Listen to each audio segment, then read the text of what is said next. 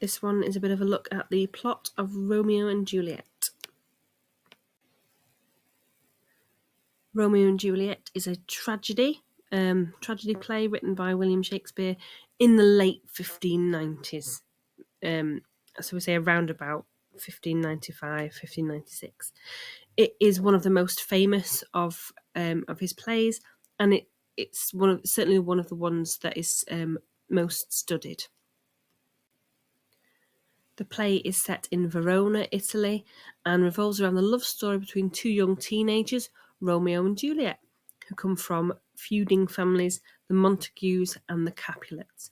Despite the long-standing animosity between their families, they fall deeply in love and become determined to be together. The central themes of this play are love, fate, conflict, and the young lovers' passionate love is contrasted with a deep-seated hatred between their families. So there's a real conflict there. They're willing to defy societal norms and risk everything to be together, including secretly marrying each other.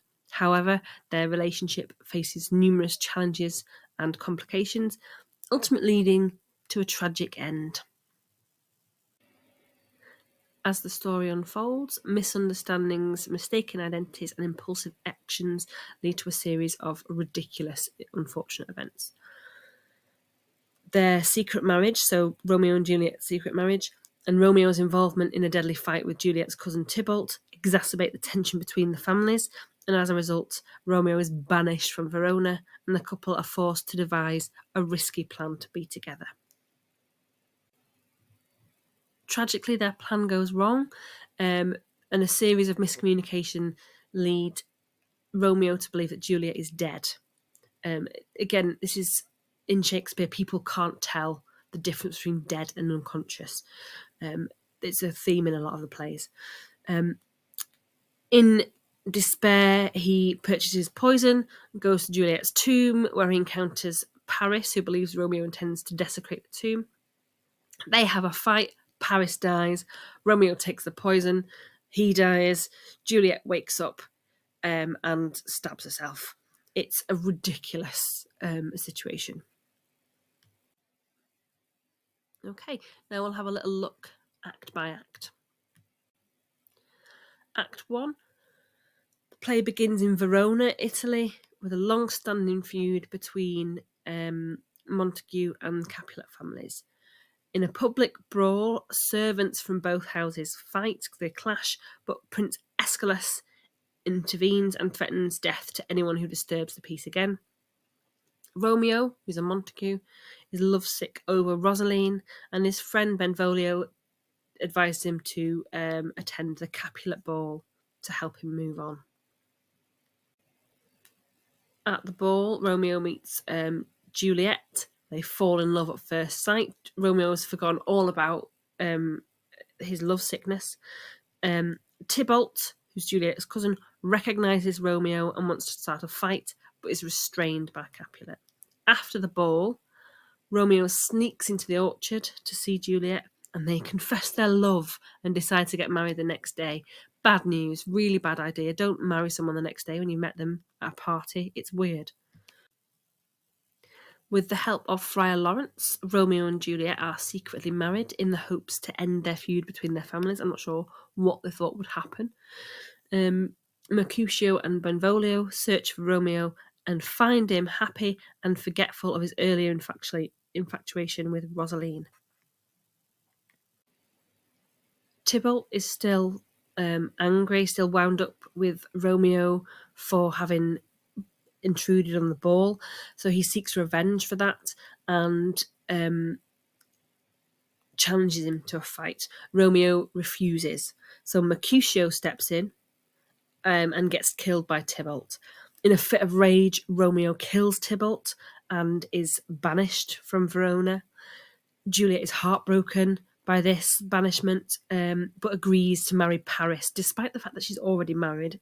That's ridiculous. But anyway, according to her parents' wishes. However, she secretly plans to fake her death with the help of Friar Lawrence. On their wedding night, Romeo and Juliet consummate the marriage, and Romeo must leave before morning. Juliet's parents arrange her marriage to Paris, unaware that she's already married to Romeo.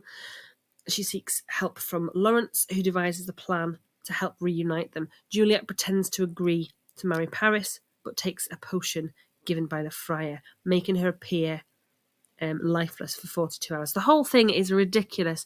Don't go taking potions given to you by random clergymen. It's weird. Anyway, because they have very stupidly not told anyone about this plan, including Romeo,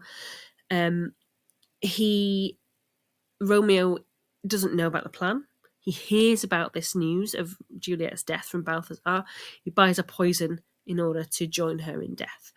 Meanwhile, Friar Lawrence's message informing Romeo of the plan fails to reach him. Paris finds Romeo at the Capulet tomb, assumes he means to desecrate it. They start a fight. Paris is dead. Paris is killed. Inside the tomb, Romeo finds Juliet dead, or he thinks she's dead, and takes the poison just before Juliet wakes up. Juliet discovers Romeo dead and takes her own life with his dagger. So Friar Lawrence arrives at the tomb, finds Paris and Romeo dead. Juliet confesses her intent to kill herself. She has sort of stabbed herself at this point. But it's a Shakespearean death, so it takes ages. The Prince, the Capulets, and the Montagues all arrive at the tomb, finding out about the tragic events that have happened, and Lawrence confesses the truth that they're married. The feud between the families is finally reconciled, a bit late. In the final act, the play ends with the Prince, the Montagues, and the Capulets promising to put up statues of the young lovers and end the fight so that they can mourn the loss of their children, realising the tragic consequences of their hatred and conflict. And that's the play. The whole thing, as we know, is completely ridiculous. For more Shakespeare revision, check out the playlists all linked below.